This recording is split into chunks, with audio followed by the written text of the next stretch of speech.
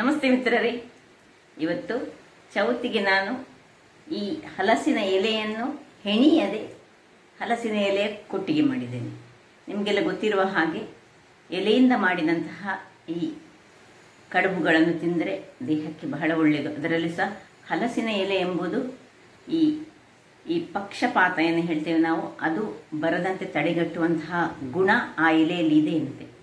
ಹಾಗಿರುವಾಗ ಇವತ್ತು ಎಲೆಗಳನ್ನು ಹೆಣಿಯದೆ ಹೇಗೆ ಕೊಟ್ಟಿಗೆ ಮಾಡುವುದು ಎಂದು ನಾನು ತೋರಿಸಿಕೊಟ್ಟಿದ್ದೇನೆ. ಅದರೊಟ್ಟಿಗೆ ಕೊಟ್ಟಿಗೆಗೆ ಯಾವ ರೀತಿಯಲ್ಲಿ ಯಾವ ಪ್ರಮಾಣದಲ್ಲಿ ಅಕ್ಕಿಯನ್ನು ಹಾಕಿ ಉದ್ದನ್ನು ಹಾಕಿ ಮಾಡುವುದು ಸಹ ತೋರಿಸಿದ್ದೇನೆ. ಹಾಗಾದರೆ ಯಾರೆಲ್ಲ ಅವರ ಇಡ್ಲಿಯ ಕೊಟ್ಟಿಗೆಯ ತುಂಬ ಸ್ಮೂತ್ ಬರುವುದಿಲ್ಲ ಅಂತ ಹೇಳ್ತೀರಿ ಅಂಥವರು ಈ ಒಂದು ವಿಡಿಯೋವನ್ನು ನೋಡಿ ಹೇಗೆ ಮಾಡುವುದನ್ನು ತಿಳಿದುಕೊಳ್ಳಿ. ಹಾಗಾದರೆ ಯಾರೆಲ್ಲ ನನ್ನ ಚಾನಲನ್ನು ನೋಡ್ತಿದ್ದೀರಿ, ಯಾರೆಲ್ಲ ಇನ್ನು ಸಬ್ಸ್ಕ್ರೈಬ್ ಮಾಡಿಲ್ಲ, ದಯವಿಟ್ಟು ಸಬ್ಸ್ಕ್ರೈಬ್ ಮಾಡಿ ಸಪೋರ್ಟ್ ಮಾಡಿ ಅಂತ ಹೇಳುತ್ತಾ ಬನ್ನಿ ಯಾವ ರೀತಿ ಮಾಡುವುದನ್ನು ನೋಡೋಣ. ಮಿತ್ರರೇ, ಇವತ್ತು ಕೊಟ್ಟಿಗೆ ಮಾಡುವ ಕೊಟ್ಟಿಗೆಯನ್ನು ಖಾಲಿ ಲೋಟದಲ್ಲಿ ಈ ಹಲಸಿನ ಎಲೆಯನ್ನು ಇಟ್ಟು ಮಾಡಲಿಕ್ಕೆ ಸಾಕ್ತದೆ, ಅಥವಾ ಕೊಟ್ಟಿಗೆಯನ್ನು ಕಟ್ಟಿ ಮಾಡಲಿಕ್ಕೆ ಸಾಕ್ತದೆ. ಕೊಟ್ಟಿಗೆಯನ್ನು ಕಟ್ಟಿ ಮಾಡೋದು ಸಹ ಸುಲಭವೇ, ಅದಕ್ಕಿಂತಲೂ ಸುಲಭ ಕೊಟ್ಟಿಗೆ ಎಲೆ ಅಂದರೆ ಹಲಸಿನ ಎಲೆಯನ್ನು ಲೋಟದೊಳಗೆ ಇಟ್ಟು ಹೊಯ್ದರೆ ಅದು ಸೂಪರ್ ಆಗಿ ಕೊಟ್ಟಿಗೆ ಹಾಗೆ ಆಗ್ತದೆ. ಈಗ ಅದಕ್ಕೋಸ್ಕರ ನಾನಿವತ್ತು ನನ್ನ ಹಬ್ಬದ ಪ್ರಯುಕ್ತ ಈ 1 ಲೋಟ ಉದ್ದು ಮತ್ತು 3 ಲೋಟದಷ್ಟು ಈ ಬೆಳ್ತಿಗೆ, ಇಲ್ಲಿ ನೋಡಿ, ಇದು ನಾನೇನು ಈ ಅರೆಬುರಂತೆ ಅಥವಾ ಯಾವುದು ಇಡ್ಲಿ ರೈಸ್ ಏನು ತಗೊಳ್ಳಿಲ್ಲ, ಸಿಂಪಲ್ ಆಗಿ ಈ ಸ್ಟೋರಲ್ಲಿ ಸಿಕ್ಕುವಂತಹ ಈ ಬೆಳ್ತಿಗೆ ಅಂತ ಸಹ ತಗೊಳ್ಬೋದು. ಅಂದರೆ ನಾವು ನೀರು ದೋಸೆಗೆ ನಾವು ಹೆಚ್ಚಾಗಿ ಯೂಸ್ ಮಾಡುವಂಥ ಬೆಳ್ತಿಗೆಯನ್ನೇ ನಾನು ಯೂಸ್ ಮಾಡ್ತಿದ್ದೇನೆ. ಇಡ್ಲಿ ರೈಸ್ ತಗೊಂಡ್ರೆ ಅದು ಸಹ ಒಳ್ಳೆಯದಾಗ್ತದೆ. ಇದರಲ್ಲಿ ಸಹ ನನಗೆ ಸಾಫ್ಟ್ ಆಗಿ ಒಳ್ಳೆಯದು ಬರ್ತದೆ. ಇಲ್ಲಿ ನೋಡಿ, ಇನ್ನು 2 ಚಮಚಗಳಷ್ಟು ನಾನು ಸಾಬುದಾನ ಇದನ್ನು ಸಹ ನೆನೆಸಿಟ್ಟುಕೊಂಡಿದ್ದೇನೆ. ಈಗ ಮೊದಲಿಗೆ ಕಡಿಯುವಾಗ ಮಾತ್ರ ಈ ಸಾಬುದಾನ ಮತ್ತು ಇದನ್ನು ಒಟ್ಟಿಗೆ ಕಡಿದುಕೊಳ್ಬೇಕು. ಸುರಿಗೆ ಈ ಸಾಬುದಾನವನ್ನು ನಾನು ನೋಡಿದರೆ ನೀರನ್ನು, ಈಗ ಇದೇ ನೀರನ್ನು ನಾನು ಯೂಸ್ ಮಾಡಿಕೊಂಡು ಕಡಿತೇನೆ. ಸುರಿಗೆ ಇದನ್ನು ಈ ಒಂದು ಗ್ರೈಂಡರಿಗೆ ಹಾಕೊಳ್ತೇನೆ. ಗ್ರೈಂಡರಲ್ಲಿ ಮಾತ್ರ ಮಾಡಿದರೆ ಈ ಕೊಟ್ಟಿಗೆ ಆಗಲಿ ಮೂಡೆ ಆಗಲಿ ಸೂಪರ್ಬ್ ಆಗಿ ಬರುವಂಥದ್ದು. ನೋಡಿ, ಇದನ್ನು ಹಾಕ್ಕೊಳ್ತಿದ್ದೇನೆ. ಅದು ಸ್ವಲ್ಪ ಗ್ರೈಂಡ್ ಆಗುವಾಗ ಈಗ ಅದಕ್ಕೆ ಅದು ನೋಡಿ ಕೂಡಲೇ ಆಗ್ತದೆ. ಅದನ್ನು ನಾನು ನೀರಿನಲ್ಲಿ ಹಾಕಿಟ್ಟುಕೊಂಡಿದ್ದೇನೆ, ಅದರಿಂದಾಗಿ ಈಗ ಉದ್ದನ್ನು ಹಾಕ್ಕೊಳ್ತಿದ್ದೇನೆ. ಅದರೊಟ್ಟಿಗೆ ನೆನೆಸಿಟ್ಟಂತಹ ಉದ್ದು, ಇದನ್ನು ಚೆನ್ನಾಗಿ ತೊಳೆದು ನಾನು ಸಾಧಾರಣ ಒಂದು 5-6 ಗಂಟೆಗಳ ಕಾಲ ನೆನೆಸಿಟ್ಟುಕೊಂಡಿದ್ದೇನೆ. ಈಗ ಇದನ್ನೆಲ್ಲವನ್ನು ಹಾಕ್ಕೊಂಡು ಒಮ್ಮೆ ಗ್ರೈಂಡ್ ಮಾಡಿ ಅದು ಹೇಗೆ ಫ್ಲಫಿಯಾಗಿ ಬರ್ತದೆ ನಾನು ನಿಮಗೆ ತೋರಿಸ್ತೇನೆ. ವೀಕ್ಷಕರೇ, ಇಲ್ಲಿ ನೋಡಿ, ಒಳ್ಳೆ ಫೈನ್ ಆಗಿ ಹೇಗೆ ಬಂತು ನೋಡಿ ಅಂತೆ. ಇಷ್ಟು ಫೈನ್ ಆಗಬೇಕು ಈ ಉದ್ದು. ಇಷ್ಟು ಫೈನ್ ಆದರೆ ಮಾತ್ರ ಉದ್ದು ಮತ್ತು ಸಾಬುದಾನ ಒಟ್ಟಿಗೆ ಸೇರಿ ಇಷ್ಟು ಫೈನ್ ಆಗಬೇಕು. ಇಷ್ಟು ಫೈನ್ ಆದರೆ ಮಾತ್ರ ಈ ಕಡುಬು ಬಹಳ ಚೆನ್ನಾಗಿ ಬರೋದು. ಆದರೆ ಇನ್ನು ಈಗ ಇದನ್ನು ತೆಗೆದುಕೊಳ್ತೇನೆ. ಈ ಒಂದು ಅಕ್ಕಿ ಮಾತ್ರ ತುಂಬ ಫೈನ್ ಆಗಲಿಕ್ಕಿಲ್ಲ.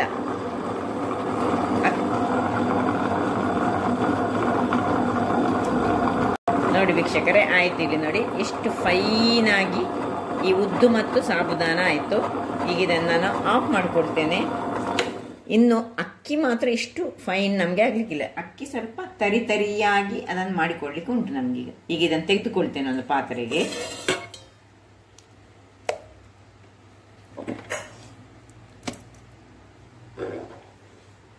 ಎಲ್ಲವನ್ನು ಫುಲ್ ತೆಗೆದುಕೊಂಡು ಮತ್ತೆ ಅಕ್ಕಿ ಹಾಕೊಳ್ಳೋಣ. ಇಲ್ಲಿ ನೋಡಿ, ಎಲ್ಲ ತೆಗೆದುಕೊಂಡಾಯಿತು. ಇಲ್ಲಿ ನೋಡಿ ಹೇಗೆ ಬಂತು ನೋಡಿ, ಈ ರೀತಿಯಲ್ಲಿ ಆಗ್ತದೆ. ಇನ್ನು ಇಲ್ಲಿ ಅಕ್ಕಿ ರೆಡಿಯಾಗಿದೆ. ಇದನ್ನು ಅದಕ್ಕೆ ಹಾಕೊಳ್ಳೋಣ. ಗ್ರೈಂಡರ್ ಆನ್ ಮಾಡಿಕೊಂಡು ಹಾಕೊಳ್ಳೋಣ. ಇದು ತುಂಬ ನಯ ಆಗಬಾರ್ದು. ಓಕೆ, ಎಲ್ಲವನ್ನು ಹಾಕ್ಕೊಳ್ತೇನೆ. ಹಾಕ್ಕೊಂಡು ಗ್ರೈಂಡ್ ಮಾಡಿ ಮತ್ತೆ ತೋರಿಸ್ಕೊಳ್ತೇನೆ. ವೀಕ್ಷಕರೇ ನೋಡಿ, ಇದು ಆಯಿತು. ಇಷ್ಟೇ, ಹೆಚ್ಚು ನಯ ಆಗಬಾರ್ದು. ಇದು ನೋಡಿ, ಸ್ವಲ್ಪ ನಮಗೆ ಹೀಗೆ ತರಿಯಾಗಿ ನಮಗೆ ಕೈಯಲ್ಲಿ ಸಿಗಬೇಕು, ಅಷ್ಟು ಮಾಡಬೇಕು. ನಾವು ಈ ಕೊಟ್ಟಿಗೆ ಮೂಡೆಲ್ಲ ಮಾಡುವಾಗ ಅಕ್ಕಿ ತುಂಬ ತರಿ ಆಗಬಾರ್ದು. ಬಟ್ ಈ ಉದ್ದಿನ ಬೇಳೆ ಮಾತ್ರ ತುಂಬ ಫೈನ್ ಆಗಿ ಬರಬೇಕು. ಈಗ ಇದನ್ನು ನಾನು ಇದಕ್ಕೆ ತೆಗೆದುಕೊಂಡು ಒಟ್ಟಿಗೆ ಮಿಕ್ಸ್ ಮಾಡಿಕೊಳ್ತೇನೆ. ವೀಕ್ಷಕರೇ ನೋಡಿ, ಹಿಟ್ಟು ನೋಡಿ ಎರಡನ್ನು ಈಗ ಮಿಕ್ಸ್ ಮಾಡ್ಕೊಳ್ಳೋಣ. ತುಂಬ ನೀರು ಮಾಡಬಾರ್ದು, ಯಾಕೆ ಹೇಳಿದರೆ ನಾವು ಇವತ್ತು ಕೊಟ್ಟಿಗೆ ಮಾಡ್ತಿದ್ದೇವೆ, ಅದರಿಂದಾಗಿ ಸ್ವಲ್ಪ ಅದು ದಪ್ಪದಲ್ಲಿ ಇರಬೇಕು. ಮತ್ತು ಬೆಳಿಗ್ಗೆ ಬೇಕಿದ್ರೆ ನಾವು ನೋಡಿಕೊಂಡು, ತುಂಬ ದಪ್ಪ ಆದರೆ ನೋಡಿ ಹೀಗೆ ಬೇಕು ನಮಗೆ. ಇದಕ್ಕೆ ಈಗಲೇ ನಾನು ಉಪ್ಪನ್ನು ಹಾಕ್ಕೊಳ್ತಿದ್ದೇನೆ, ಯಾಕೆ ಹೇಳಿದೆ ಸ್ವಲ್ಪ ಮಳೆ ಬರ್ತಾ ಉಂಟಲ್ಲ, ಹಾಗಾಗಿ ವೆದರ್ ಸ್ವಲ್ಪ ಕೂಲ್ ಇರುವಾಗ ಉಪ್ಪನ್ನು ಮೊದಲೇ ಹಾಕೊಂಡ್ರೆ ಕಲಡಿಸಿದರೆ ಬಹಳ ಒಳ್ಳೆಯದು. ಕೆಲವರು ಇದಕ್ಕೆ ಒಂದು ಚಮಚ ಸಕ್ಕರೆ ಸಹ ಹಾಕ್ಕೊಳ್ತಾರೆ. ನೋಡಿ ಹೇಗೆ ಹಿಟ್ಟು ನೋಡಿ ಹೇಗೆ ಬಂದಿದೆ ಅಂತ, ಹೀಗೆ ಬರಬೇಕು ಹಿಟ್ಟು. ಇದು ನಾನೇನು ಈ ಬೆಳ್ತಿಗೆ ಅಕ್ಕಿ ಏನು ಈ ಇಡ್ಲಿ ರೈಸ್ ಸಹ ಹಾಕ್ಕೊಳ್ಳಿಲ್ಲ, ಆದರೆ ಸಹ ನೋಡಿ ಈ ರೀತಿಯಾಗಿ ನಿಮಗೆ ಹಿಟ್ಟು ನೋಡುವಾಗಲೇ ಗೊತ್ತಾಗ್ಬೋದು. ಆಯಿತು, ಇಷ್ಟು ಕಲಡಿಸಿ ಚೆನ್ನಾಗಿ ಒಂದೇ ಮೋಷನಲ್ಲಿ ಕಲಡಿಸ್ಕೊಳ್ಬೇಕು. ಹೀಗೆ ಇನ್ನು ಮುಚ್ಚಳವನ್ನು ಮುಚ್ಚಿಕೊಂಡು ಇದನ್ನು ಫರ್ಮೆಂಟೇಷನ್ಗೆ ಇಟ್ಕೊಳ್ಳೋಣ.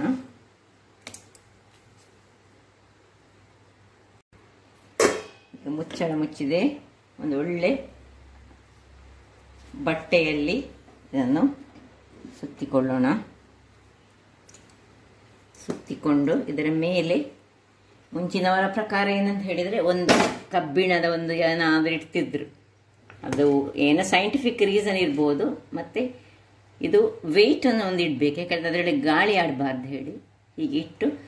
ಹಿಂದಿನವರು ಒಂದು ಕಬ್ಬಿಣದ ಒಂದು ಆಣಿ ಅಥವಾ ಒಂದು ತುಂಡ ಏನಾದರೂ ಇಟ್ಟುಕೊಳ್ತಿದ್ದರಂತೆ. ನಾವೀಗ ಅದನ್ನು ಇಟ್ಕೊಳ್ಳೋದಿಲ್ಲ, ಈಗ ಫರ್ಮೆಂಟೇಷನಿಗೆ ಇಡುವ. ಇನ್ನು ನಾಳೆ ಬೆಳಿಗ್ಗೆ ನಮ್ಮ ಕೆಲಸ.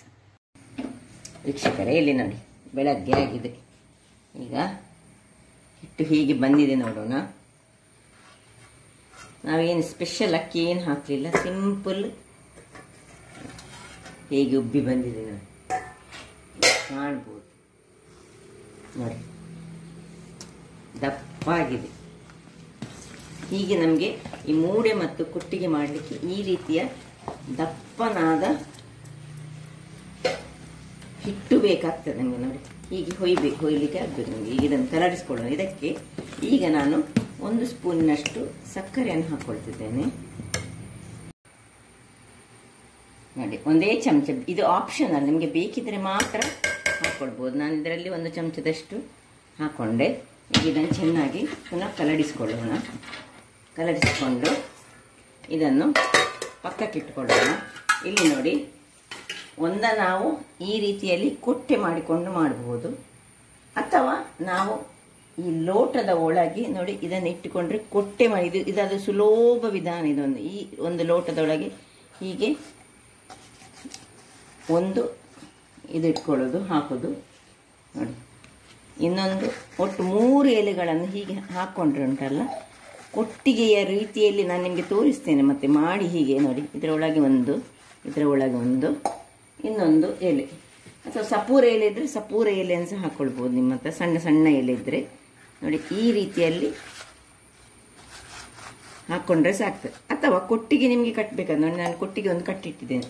ಹೇಗೆ ಕಟ್ಟುದು ಹೇಳಿದರೆ ನಾನು ತೋರಿಸ್ತೇನೆ. ಅದರ ಮೊದಲು ನಾನು ಈ ಕುಕ್ಕರ್ನಲ್ಲಿ ನೋಡಿ ಸ್ವಲ್ಪ ನೀರನ್ನು ಹಾಕ್ಕೊಂಡು ಇದನ್ನು ಬಿಸಿಯಾಗಿ ಇಡ್ತೇನೆ. ಯಾಕೆಂದ್ರೆ ನಮಗೆ ಕಟ್ಟಿದ ಕೂಡಲೇ ಯಾವಾಗಲೂ ಬಿಸಿ ನೀರಿನಲ್ಲೇ ಅದನ್ನು ಇಟ್ಕೊಳ್ಬೇಕು. ಈಗ ಇದನ್ನು ನೋಡಿ, ಹೀಗೆ 4 ಒಂದೇ ಲೆಕ್ಕದ ಎಲೆಗಳು ಇರಬೇಕು. 4 ಎಲೆಗಳನ್ನು ನಾವು ಸುರಿಗೆ ಈ 2 ನಾನು ತುಂಬ ಸಿಂಪಲ್ ಆಗಿ ಕಟ್ಟಿಕೊಳ್ಳೋದು. ನಾನು ಉದ್ದ ಈ ಕಡ್ಡಿಗಳನ್ನು ರೆಡಿ ಮಾಡಿಟ್ಟುಕೊಳ್ಳೋದು. ಇದು ಒಳ್ಳೆ ತೆಂಗಿನ ಗರಿಯ ಕಡ್ಡಿಗಳು. ಹೀಗೆ 2 ಹೀಗೆ ಇಟ್ಕೊಳ್ತಿದ್ದೇನೆ ನಾನು ನೋಡಿ. ಇನ್ನೆರಡನ್ನು ಹೀಗೆ ಒಟ್ಟಿಗೆ ಇಟ್ಟು, ನನ್ನದು 4 ಎಲೆಗಳಿಗೆ ಒಂದೇ ಒಂದು ಕಡ್ಡಿ. ಕೆಲವರು 2 ಎಲೆಗೆ ಒಂದು ಕಡ್ಡಿ, 2 ಎಲೆಗೆ ಒಂದು ಕಡ್ಡಿ ಹಾಕ್ತಾರೆ. ನಮ್ಮದು ಹಾಗೆ ಅಲ್ಲ, ನನ್ನದು 4 ಎಲೆಗೆ ಒಂದು ಕಡ್ಡಿ ಹಾಕ್ಕೊಂಡು ನಾನು ಎಷ್ಟು ಬೇಕಂತ ನೋಡಿ ಇದನ್ನು ಮತ್ತೆ ಇಲ್ಲಿ ಕಟ್ ಮಾಡಿಕೊಳ್ಳೋದು. ಇನ್ನು ಇದನ್ನು ಈ ರೀತಿಯಾಗಿ ಫೋಲ್ಡ್ ಮಾಡೋದು, ನಿಮ್ಗೆ ಕಾಣ್ತಾ ಇರ್ಬೋದು. ಹೀಗಿರೋದನ್ನು ಈ ರೀತಿ ಫೋಲ್ಡ್ ಮಾಡಿ, ಇನ್ನೊಂದು ಉದ್ದ ಎಲೆ, ಒಂದು ಸಿಂಗಲ್, ನಂದು ಒಂದೇ ಒಂದು ಕಡ್ಡಿ, ಒಟ್ಟು 4 ಕಡ್ಡಿಯಲ್ಲಿ ನಾನು ಇದನ್ನು ಮಾಡ್ತೇನೆ. ಒಂದು ಚೂರು ಅದರಿಂದ ಹೊರಗಡೆ ಬರುವುದಿಲ್ಲ ನೋಡಿ. ಒಂದು ಕಡ್ಡಿ ಆಯ್ತಲ್ಲ, ಇನ್ನೊಂದು ಕಡ್ಡಿಯನ್ನು ಇದನ್ನು ಈ ರೀತಿಯಾಗಿ ಇಲ್ಲಿ ಕ್ರಾಸ್ ಮಾಡಿಕೊಂಡು ಹೀಗೆ ಫೋಲ್ಡ್ ಮಾಡೋದು. ಇನ್ನೊಂದು ಕಡ್ಡಿ, ಉದ್ದದ ಕಡ್ಡಿ ತಗೊಂಡ್ರೆ ಆಯಿತು. ಇಡೀ ಒಂದಕ್ಕೆ ಒಂದೇ ಕಡ್ಡಿ. ಕೆಲವರು ಇದಕ್ಕೆ 3-4 ಕಡ್ಡಿ ಎಲ್ಲ ಹಾಕ್ತಾರೆ. ನನ್ನ ಸಿಂಗಲ್ ಕಡ್ಡಿಯಲ್ಲಿ ನಾನು ಮಾಡೋದು ನೋಡಿ, ಆಯ್ತಲ್ಲ. ಇನ್ನು ಪುನಃ ಇದನ್ನು ಈ ರೀತಿಯಾಗಿ ನೋಡಿ, ಇಲ್ಲಿ ಹೀಗೆ ಫೋಲ್ಡ್ ಮಾಡ್ಕೊಳ್ಬೇಕು. ಇಲ್ಲಿ ಹೀಗೆ ಫೋಲ್ಡ್ ಮಾಡಿ ಹೀಗೆ ಮಾಡಿ, ಯಾಕೆಂದರೆ ಇಲ್ಲದಿದ್ದರೆ ಅದು ಸೋರ್ತದೆ.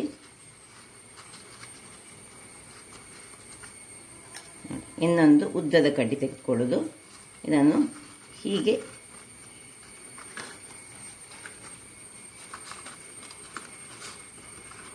ಅದು ಕೆಳಗೆ ಆಯತಾಕಾರ ಬರಬೇಕು. ಅದಕ್ಕೋಸ್ಕರ ಸ್ವಲ್ಪ ನೋಡಿ, ಸಿಂಗಲ್ ಕಡ್ಡಿ ಕೆಳಗೆ 4ಕ್ಕೆ ಒಂದು ಕಡ್ಡಿ ನೋಡಿ. ಇನ್ನು ಪುನಃ ಇದನ್ನು ಹೀಗೆ ಫೋಲ್ಡ್ ಮಾಡೋದು, ಒಳಗೆ ನೋಡಿ ಹೀಗೆ ಮಾಡೋದು, ಹೀಗೆ ಇಟ್ಟುಕೊಳ್ಳೋದು. ಇಲ್ಲಿ ಮಾತ್ರ ಚೂರು ಸಹ ಹೋಲ್ ಇರೋದಾಗಿ ನೋಡ್ಕೊಳ್ಬೇಕು. ಹೀಗೆ ಬೆರಳನ್ನು ಹೀಗೆ ಒಳಗೆ ಹಾಕ್ಕೊಂಡು ನೋಡಿ ಈ ರೀತಿಯಲ್ಲಿ ಇನ್ನೊಂದು ಕಡ್ಡಿ, ಉದ್ದದ ಕಡ್ಡಿಯನ್ನು ತೆಗೆದುಕೊಳ್ಳೋದು.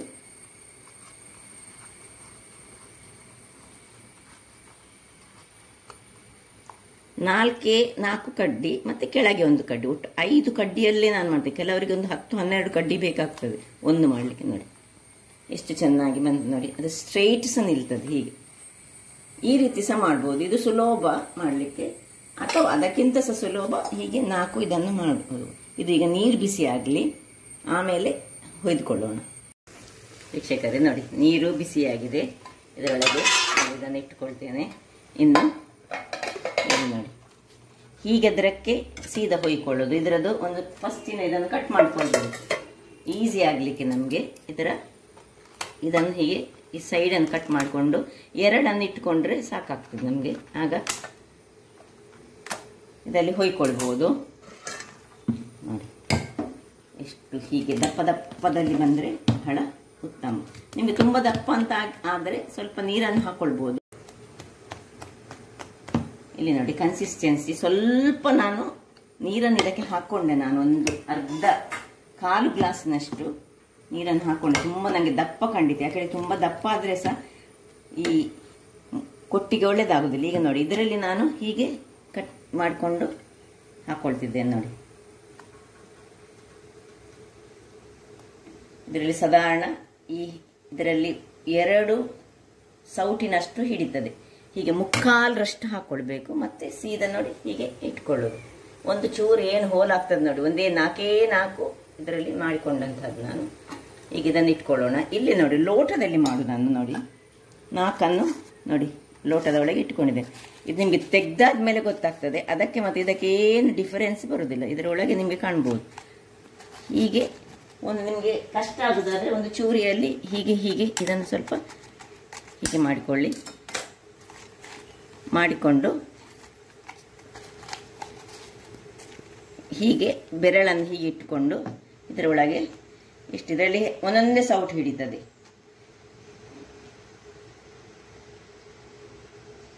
ಹೀಗೆ ಹಾಕ್ಕೊಳ್ಳೋದು ನೋಡಿ. ಹಾಕ್ಕೊಂಡು ಸೀದಾ ಲೋಟದೊಟ್ಟಿಗೆ ಇಡೋದು. ಕಟ್ಟಬೇಕಂತಿಲ್ಲ, ಏನಿಲ್ಲ. ಇದನ್ನು ಬೇಕಿದ್ರೆ ಮೇಲೆ ಇದನ್ನು ಕಟ್ ಮಾಡ್ಕೊಳ್ಬೋದು. ಕಟ್ ಮಾಡಿಕೊಂಡು ಇದನ್ನು ಡಿಸ್ಕಾರ್ಡ್ ಮಾಡ್ಬೋದು.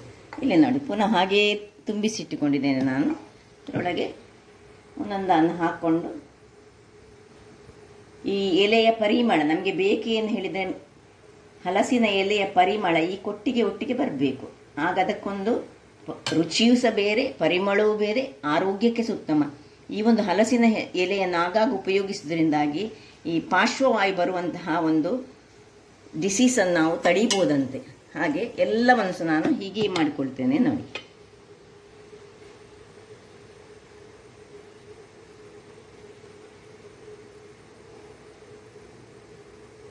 ಇಟ್ಕೊಳ್ಳೋಣ. ಕಡ್ಡಿಯೊಂದಿಗೆ ಹೆಣೆದಂತಹ ಈ ಕೊಟ್ಟಿಗೆ ಪ್ಲಸ್ ಖಾಲಿ ಲೋಟದಲ್ಲಿ ಹಾಕಿದ್ದು 2 ಸಹ ನಾನು ಮಾಡ್ತಾ ಇದ್ದೇನೆ ನೋಡಿ. ಕೆಲವರು ಅದರ ಒಳಗೆ ಇಟ್ಟುಕೊಂಡು ಮಾಡ್ತಾರೆ. ಅವರಿಗೆ ಇಡ್ಲಿಕ್ಕೆ ಪ್ರಾಕ್ಟೀಸ್ ಇಲ್ಲದವರು ಇದರ ಒಳಗೆ ಇಟ್ಟುಕೊಂಡು ಮಾಡಿದರೆ ಸಾಕ್ತದೆ ನೋಡಿ. ಎಲ್ಲವನ್ನು ಇಟ್ಟು ಈಗ ನಾನು ಮುಚ್ಚಳವನ್ನು ಮುಚ್ಚಿಕೊಂಡು ಬೇಯಿಸ್ಕೊಳ್ತೇನೆ. ಅದಕ್ಕೆ ಉದ್ದದ್ದು ಪಾತ್ರೆ ಯಾವಾಗಲೂ ಇಟ್ಕೊಳ್ಬೇಕು. ವೀಕ್ಷಕರೇ 20 ನಿಮಿಷ ಆಯಿತು. ಈಗ ಇನ್ನು ಆಫ್ ಮಾಡೋ ಮೊದಲು ಒಮ್ಮೆ ಚೆಕ್ ಮಾಡಿಕೊಳ್ಳೋಣ.